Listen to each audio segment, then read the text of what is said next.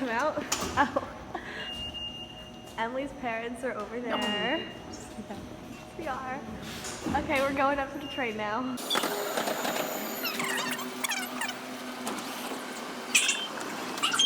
We're still on the train, but there's a little bug on the window, so we're watching that while we're on the train.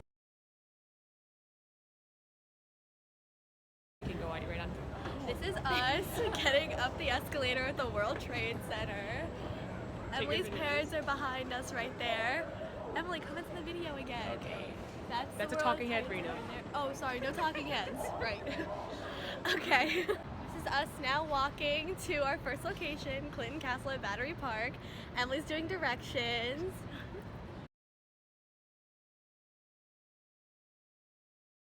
Okay, this is Castle Clinton. This is where the immigrants used to come through. Before Ellis Island. My Irish ancestors came through here. I'm not Irish, my ancestors didn't come here.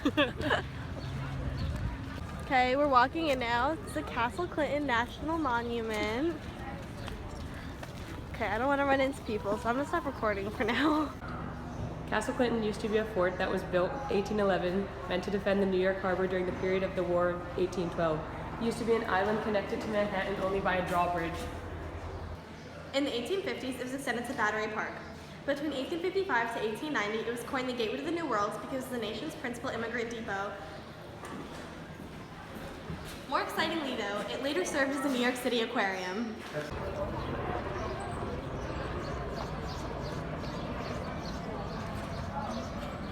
This was one of 5 forts used to defend the harbor, as I said before. There were 28 cannons here during that time, but none of them were ever actually used. Oh, I just got it. There's the Statue of Liberty, and not them, not her either. Back. There. This is the Italian navigator Verrazzano, who in April 1524 discovered the New York Harbor. He named the shores Angoulême in honor of the King of France. We're at our second stop right now. We're about to enter the Museum of Jewish Heritage. The first portion of the museum was dedicated to celebrating Jewish life before the war, and included countless artifacts that displayed the rich culture they had, such as memorabilia from actual families' events or daily lives like weddings, rites of passages, religion, and education. Along with this, there was also a demonstration of the long-standing opposition to the Jewish population even before the war. The second section was a recount of the Jewish experience during World War II. Looking at the Nazi propaganda, we saw Himmler's copy of Mein Kampf and were able to see how he had marked up and analyzed the pages. We explored the timeline of events and Nazi agenda for the persecution of Jews and discovered that the Nazis started by taking power in Germany and slowly pushing Jews out of the economy and German life altogether. Like we learned in class, we saw examples of pamphlets and souvenirs of the Hitler Youth Program, which incorporated racist ideology, anti-Semitic specifically, as the basis for the program.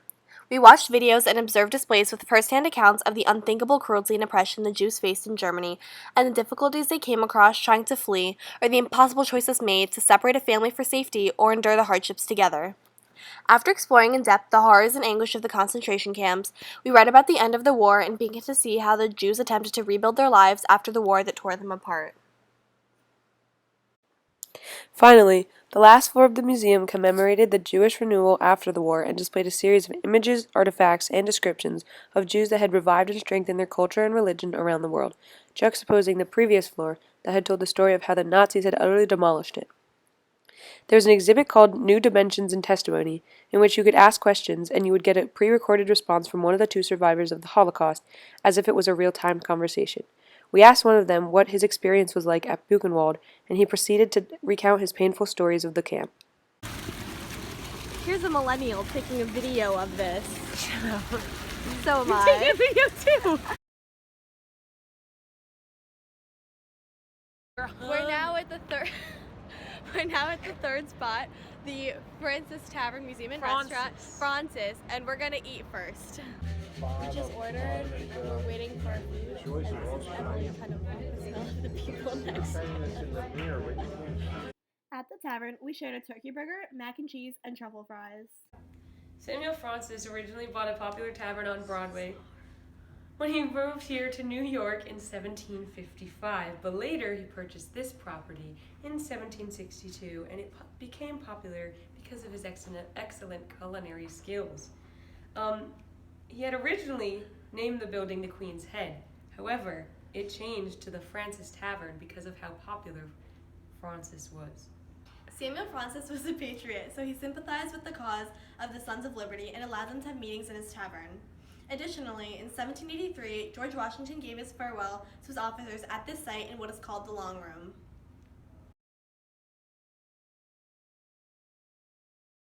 We are now at our fourth spot, the Irish Hunger Memorial.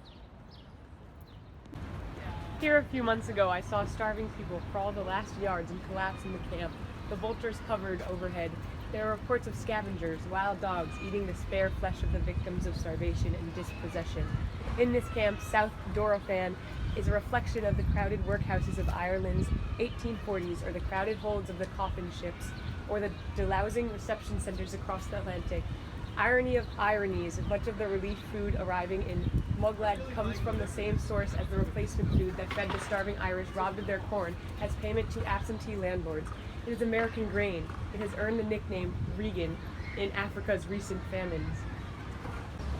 Along this wall, there's a plethora of quotes, like the last one Emily just read, that describe the famine in Ireland and the juxtaposition of hunger and obesity around the world.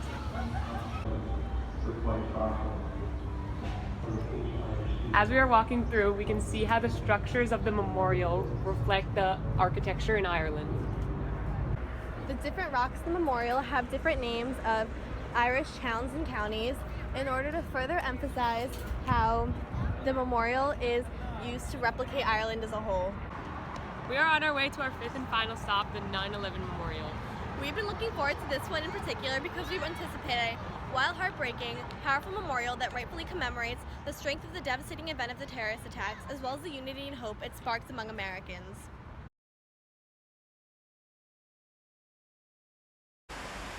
This is the North Pool of the World Trade Center Memorial. The two pools are located in the same spots as the original buildings. Around the pool are walls with the names of the victims of the attacks engraved in it. As you can see, there are roses and flags that are left by the loved ones of the victims by their names, which was a beautiful act of remembrance and respect to see. This is the name of one of my family friend's fathers who passed away in the tragic attacks on the Twin Towers, and it's really comforting to know that he's commemorated and remembered in such a way. These are flags from all around the world, which kind of show the support that a lot of countries had for us during this terrible time for us, and the support that all of us have for each other. As we go down the stairs, there's a picture of the Twin Towers, and next to it is remains of the actual buildings from before they had been attacked. All of these pillars have projections on them of the world with different languages and quotes, and in the background, people in different languages are describing their reactions from when they heard about the tragedy and how they were affected by it. This demonstrates how global the effects of this tragedy were.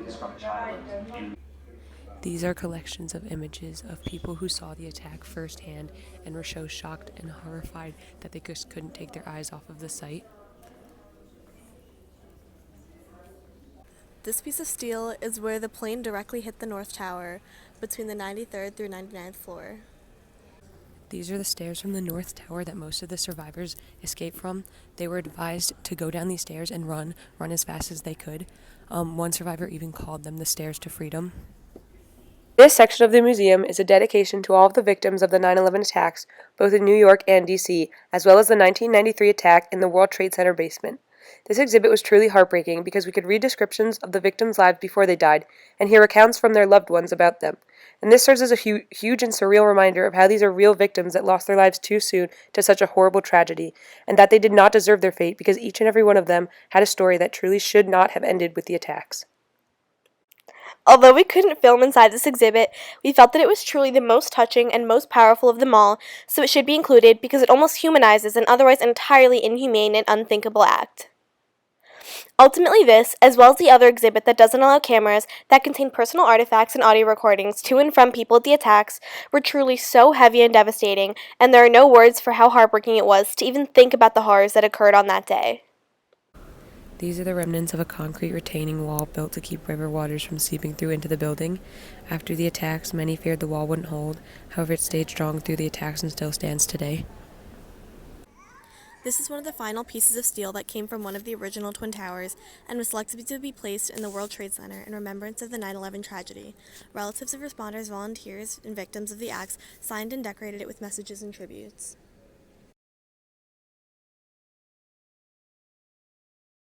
It's our final video. We're in the World Trade Center station again. We're about to go home. It is... Shoot, my My phone died. dead. It is 8:10. 8:10. 8:10. We got here at This is 9:30, so 9:30. this is our 10 and a half of being here. Thank you, Mr. 10 and a half, Carden. 11. Oh